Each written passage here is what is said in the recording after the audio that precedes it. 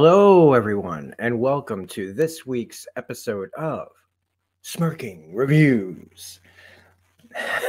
I couldn't help myself. I needed to take a little shot there and do my little Matt Mercer. If I really wanted to do it, though, I would have taken off the hat and shown everybody my long hair, which I am usually quite proud of. But when I don't feel like messing with it, the hat goes on. And since it's 7:21 in the morning on Easter Sunday, it's not going to happen. Maybe in future videos. But today is a big day for my channel because at the risk of disappointing some people about new content, the future direction of my channel right now is we're going to be doing Better Call Saul episodes for the final season, episode to episode every week.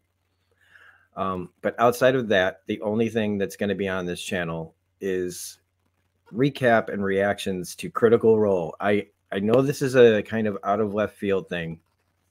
I just discovered this in the last couple of months.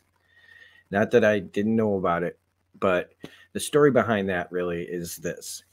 I've always known like about D&D, but I just never, I had it in my head that I'm a visual person. I like comic books. I like to see things. I like to go to the movies. I'm not really into plays. And I always think like, I don't have that kind of, if I sat in a theater, I don't have that kind of suspension of disbelief.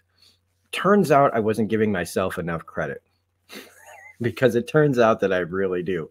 I don't know if I still will want to go see any plays, really, but I have a friend who would occasionally bring up that I need to check out Critical Role.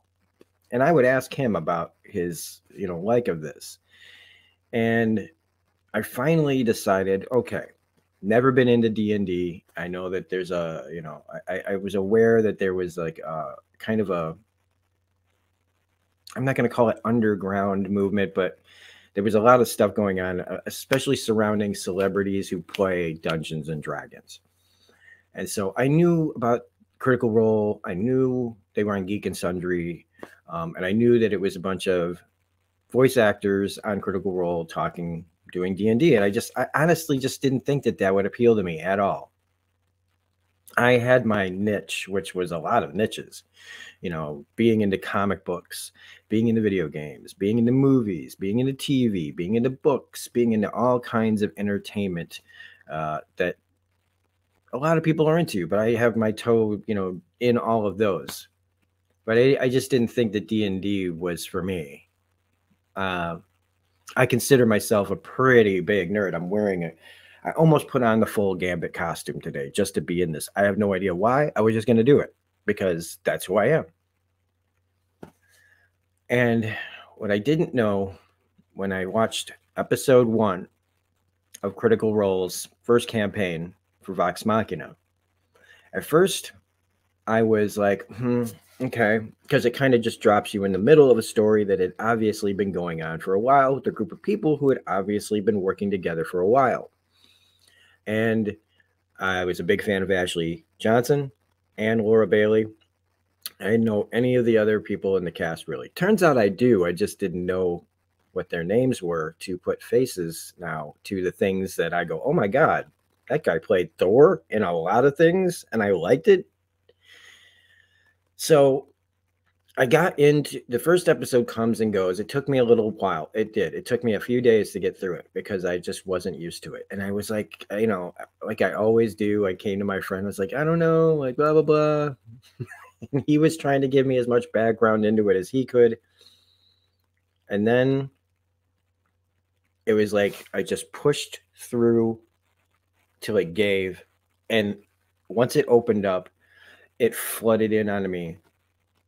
And I started to really, really like what I was seeing.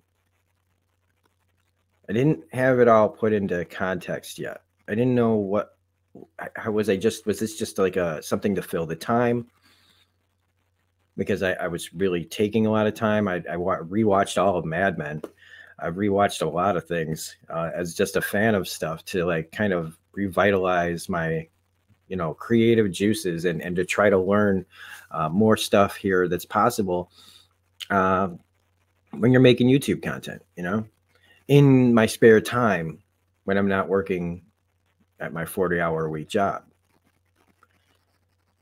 And slowly but surely, I realized that I really like this. It came as a big shock to me how much I like this.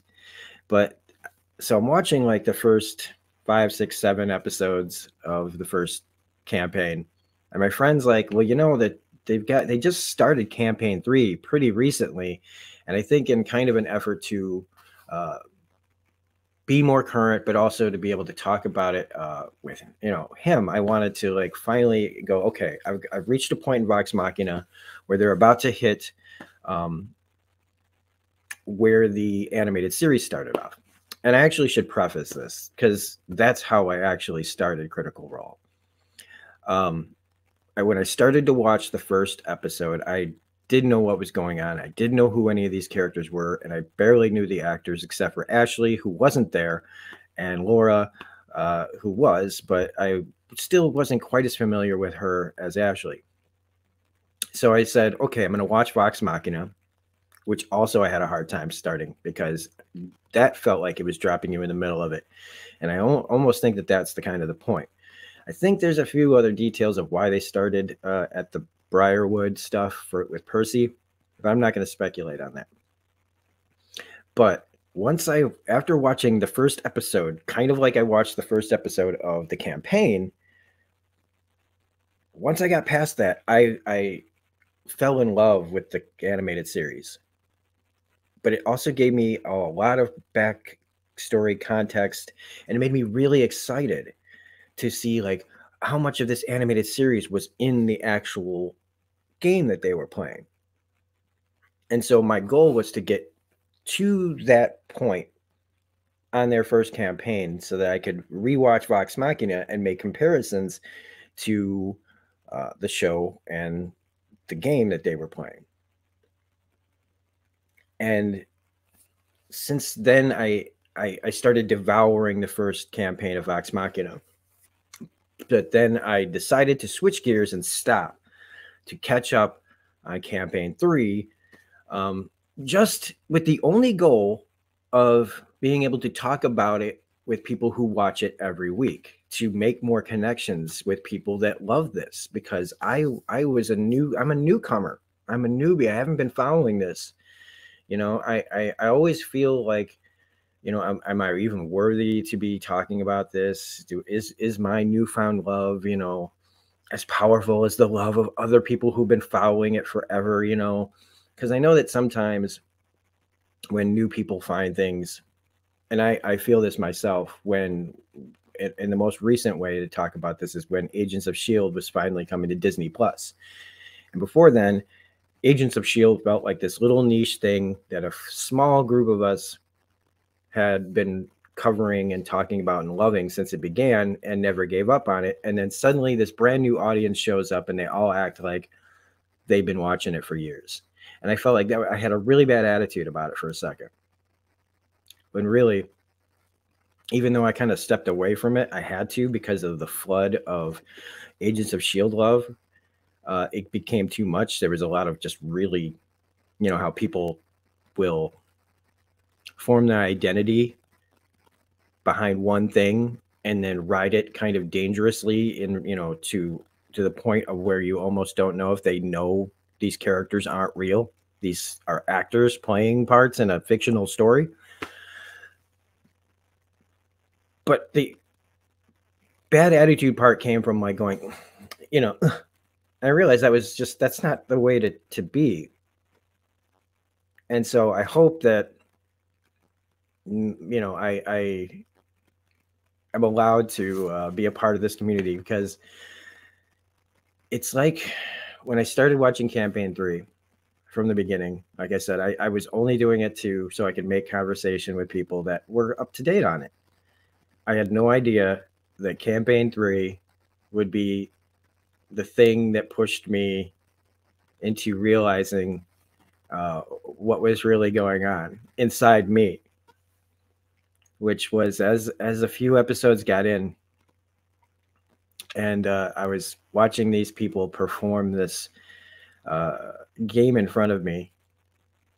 I was talking to I would see the tweets about it, and I would see some reactions and stuff that people made of their own stuff, and just watching the people on the show and their sincerity and their love, and how all they would always say, you know, there's always these really deep nerdy cuts, and I was getting all the references, and it overwhelmed me, because it was like, for the first time in a long time, it felt like, um, with all the things that I talk about, with all the things that I love, and especially like with comic books and things, um, I I I didn't know that there was more uh, in me.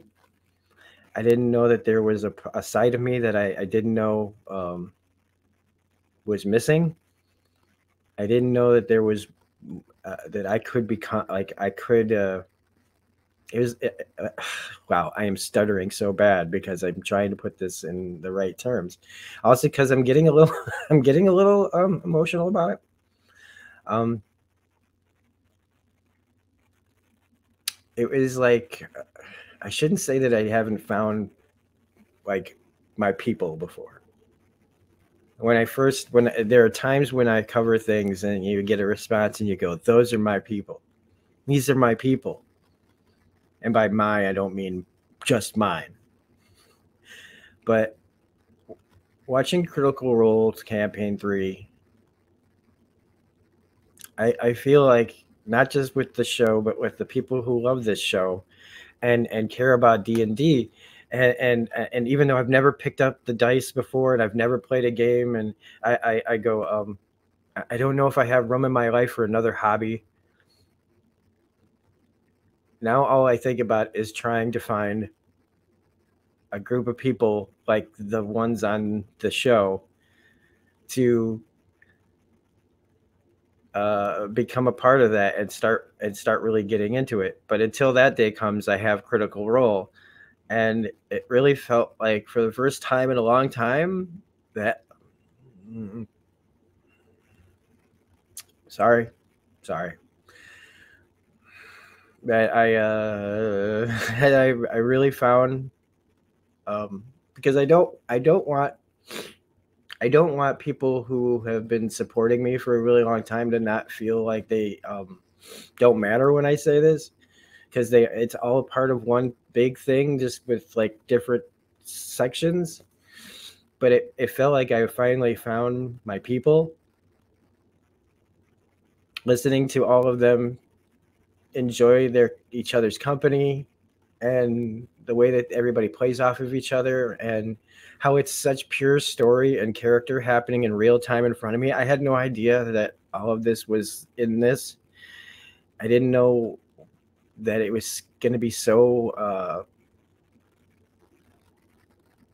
how much it sucks you in, how much you can be invested in this, but not in just the story, but the characters and the people behind them, and how much they put into this, and how much love they put into this, and how everybody can look different and come from all sorts of different backgrounds, but you put everybody around the table that love the same thing, and you find the people that you want to be around, and you make all this stuff. And that's what I mean when I say that I think I found my people, because it's like, I didn't know that there was this part of me that was missing. And as sad as that might be to some people, to go, well, maybe you just need a girlfriend, or maybe you need a pet, or maybe you need to settle down or whatever. Until that day, I have this now, and I have my friends that I have online here, that I've met through YouTube and Twitter, and even though those are online places, all of those people that I make content with, I don't want them to feel like I'm not saying that they're not important in my life, because I feel like saying that I found my people again. I've found more people, I should say. And yeah, I feel like I finally found, like, part of me is like, I found my people, but then at the same time I go, if this is, if I've done this, if this means something, if I opened myself up to something that I thought I wouldn't like, and now I really really found like a new uh, purpose for this content, for the content I make on this channel, but like something to be really excited about. I haven't been this excited since I first saw Mystery Science Theater 3000 back when I was 14. I didn't know that I was going to feel this way. I didn't know it was going to come to me like this. And uh, it just feels good to, when it comes on, when the Critical Role theme song comes on, I get chills, I get hyped, I get pumped up. It gets me, I feel like I'm a part of something. And I think that that's one of the things I felt like I was missing in my life personally, because it's like, I'm always trying to make stuff for other people to connect to, like with me. I didn't realize that I needed connections, and as well, more connections, like, and so finding this is a lot for me, and it's been a big help in my life, because things have just been really rough and it's been hard. And so I've decided that I want to talk about this thing that I've discovered, and I want to share that love with everybody out there. Because if you think you can't watch D&D, if you think you can't get into it, if you like story and character, and maybe you just need some, you don't know how to make friends as well as other people, and you can sit there, and maybe this will help you. It's helped me. It's helped me reach out a lot more to people that I normally wouldn't reach out to, because I can be pretty closed off. And a huge part of that is the cast of this show. And so, in not really any particular order, I want to mention all these people that I didn't even know um, how this would all affect me. And I'm gonna switch over here to this. There we go.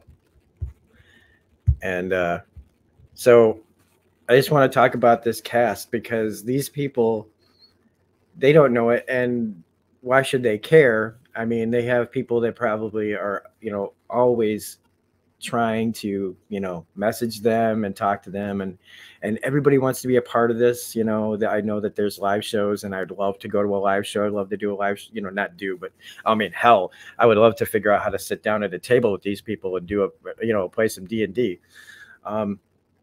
But they make you feel like you're a part of it, like you're a part of something special. And it is. This is one of the most special and unique things anywhere, whether it's on a big screen, a small screen, or a phone. This is one of the most unique things and experiences that I've ever seen.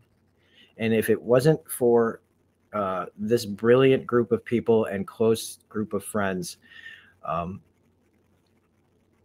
I don't know what I'd be doing right now with my channel. I'd be floundering still, just thinking about, okay, Better Call Saul, and then what, I wanted to find something to really be a part of my life and be a part of my channel, and really lock down what I'm trying to do as I grow and continue to grow as a person.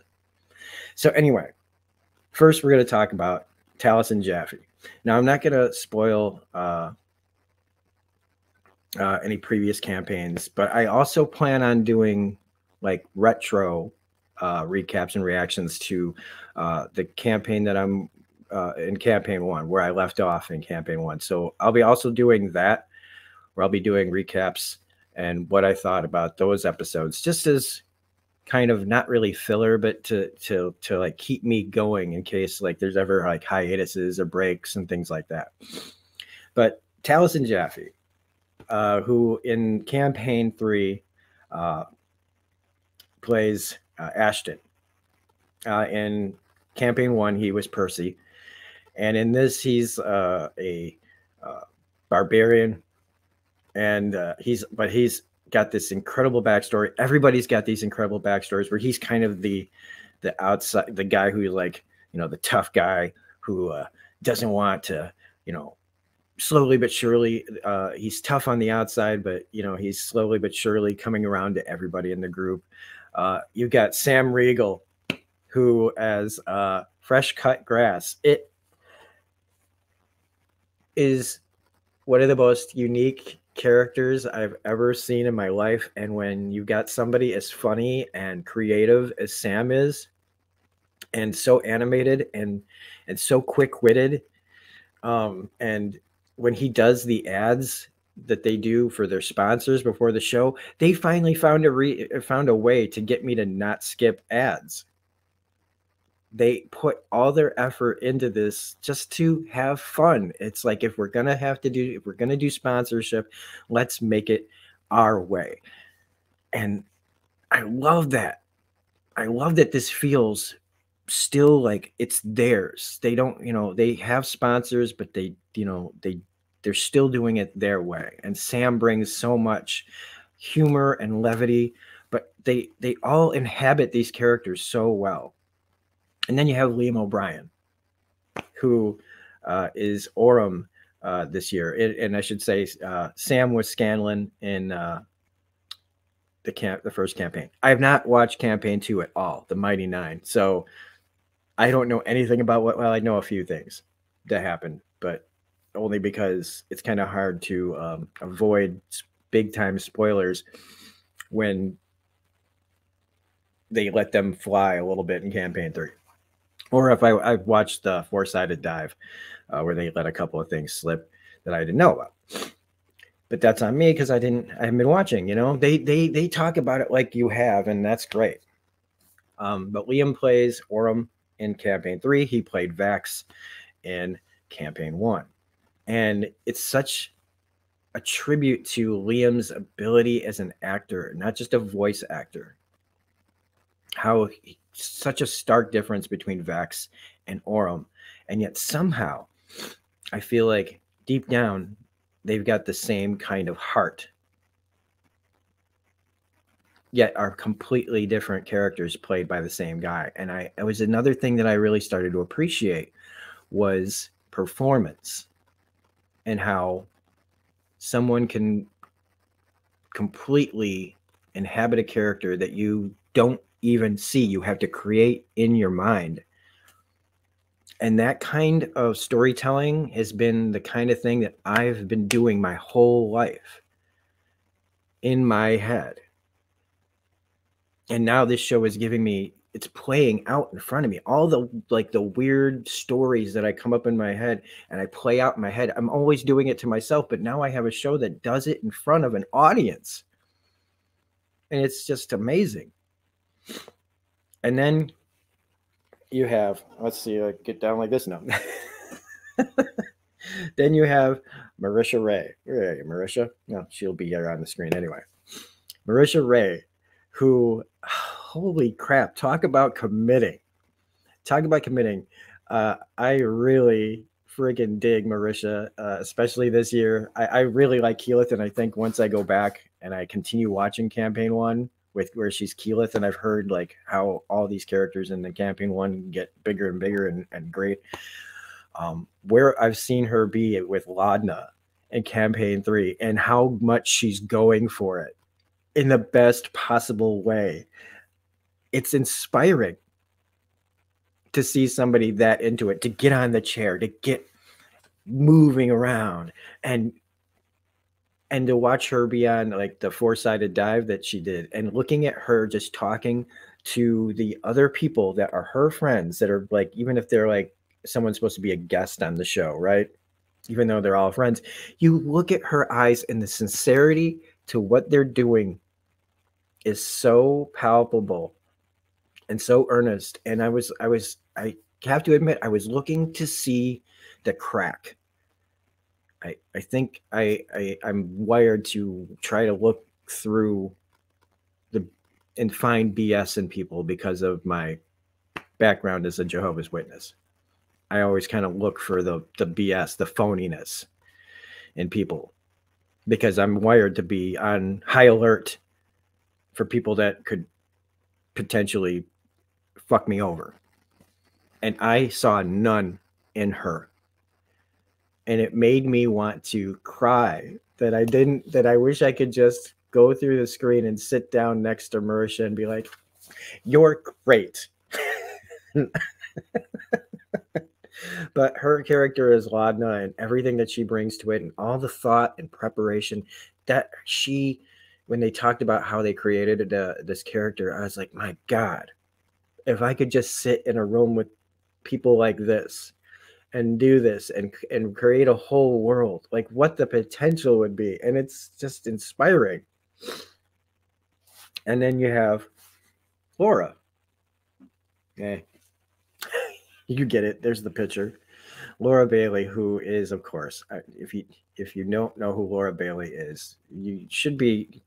You probably don't play video games. You probably don't watch cartoons. You probably don't watch anime or whatever. Laura is, admittedly, for me, I really loved her as Vex in Campaign 1 so far.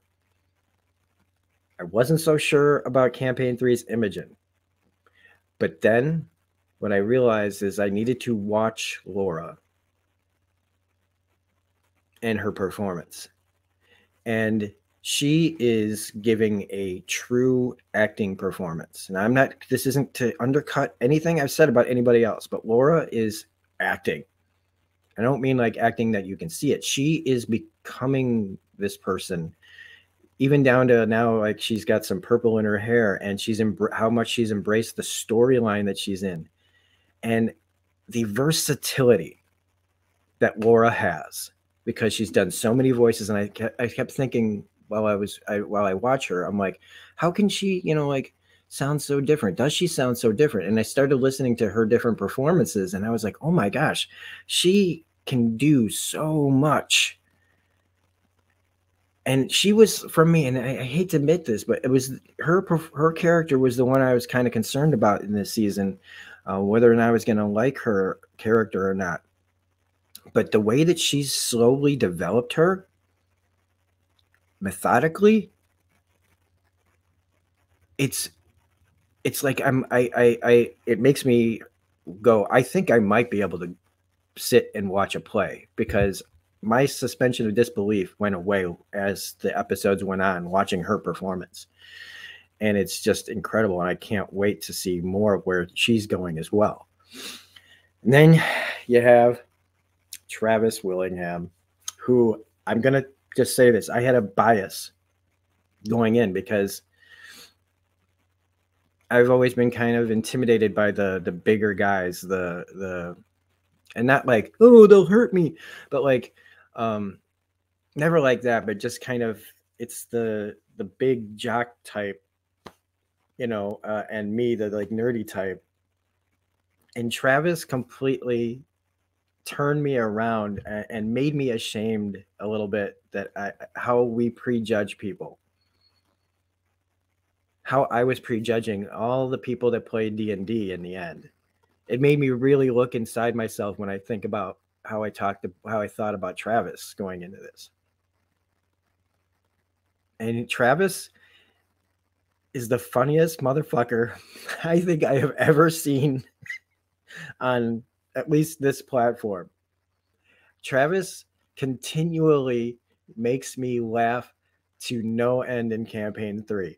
I don't laugh out loud a lot when I watch things.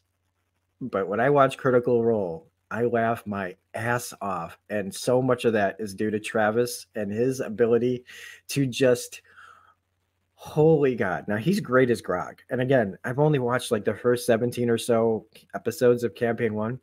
But his turn as Bertrand and then Chutney is what it is.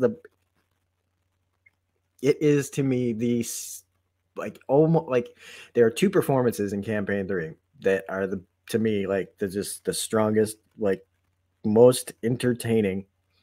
And one of them is Travis's performance as Chetney. And I look forward so much to what is Travis going to do this week. And I don't mean like pressure, gotta be funny, Travis. Just the spontaneity of it all. He is so fast and quick-witted. And I go, God, I really, like if I knew more people like Travis when I was growing up, maybe I wouldn't have this bias to the big guys that I'm like, well, I guess because they're big, they can't be funny. Like, what a stupid way of thinking. And so he hits me in the funny. Then we have Ashley Johnson, who, come on. I have Ellie statues. I have Ellie Funkos. I love The Last of Us. I go back to Growing Pains, everybody. I remember Growing Pains. And she's like, I guess would be the actor on the show, And in campaign 1 as Pike, in her at that time, like she was doing a lot of different things, so she couldn't always be there. And so campaign 3 as Pike, she's great though. But in campaign 3, she's been there from the beginning. She wasn't, Blind Spot is over. Last of Us 2 is done. And she's been here since the beginning, hasn't missed an episode. And her performance as Fern is like she's the scene stealer. Travis is the guy who can walk into the room and crack everyone up. Ashley's the one who's been in the room the whole time and will fucking surprise you to no end, to where she is the most watchable. She is the wild card. All right. Sometimes, like, because I know Grog and other characters, they all, everybody sometimes likes to just jump in and do a Leroy Jenkins, right?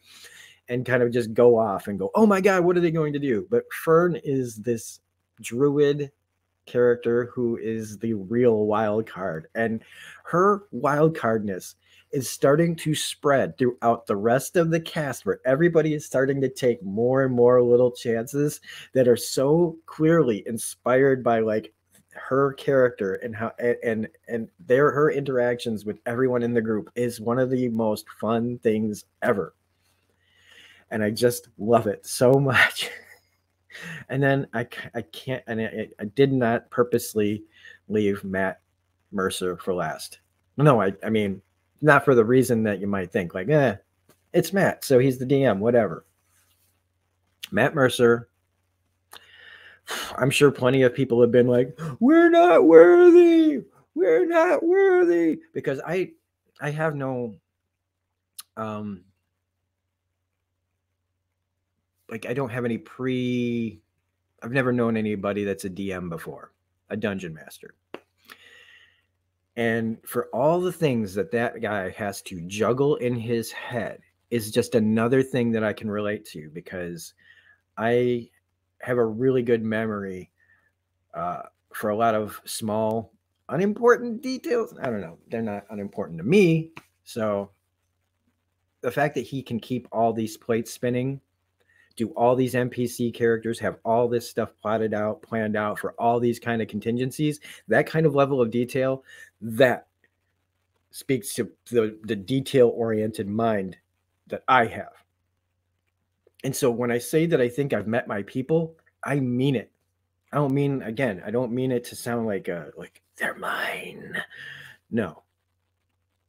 They're everyone's. And my newfound love for this, I hope it isn't a little too much, where people again will be like, you need to check it. You need to wait a little bit before you like jump on the thing that we love. I'm going to try to be respectful of all the people who have come before me. And I'm hoping that I can be accepted in this community of Critical Role critters. And for new and old people, like, I hope that my discussions about this show will be something that interests everyone, and hopefully maybe finds, some people out there who don't know about this show yet, that will want to feel how I'm feeling. I feel like I'm coming home in a way. And if I was wrong about this thing that I now have jumped headfirst into the deep end with, what else am I wrong about? What other things have I not given a chance to? How much more can I grow as a person to open up and be more welcoming to change and new things? That's the whole point, people. Well, one of the points anyway. It's to keep trying and changing and evolving and allowing yourself to open your heart to new people and new things. And when you do, you might just find something that you really, really love, that you want to share as much with other people as you want to share with just yourself. And so I hope that you guys like my Critical Role reactions and recaps. If you don't, it's okay. But I'm going to continue on irregardless, because that's what this means to me. And so I want to thank everybody who got this far, first off. But I really appreciate all the support that I've gotten from everyone over the years. I'm really sorry if I'm not making the content that you want, but I have to be true to myself. And my truth is Critical Role. It feels at this point like it is something that I wish I could have been talking about for years, but that's not the point. I'm doing it now. So I hope everybody likes them. I will see you all on the next video. Thanks for watching. Don't forget to like and subscribe.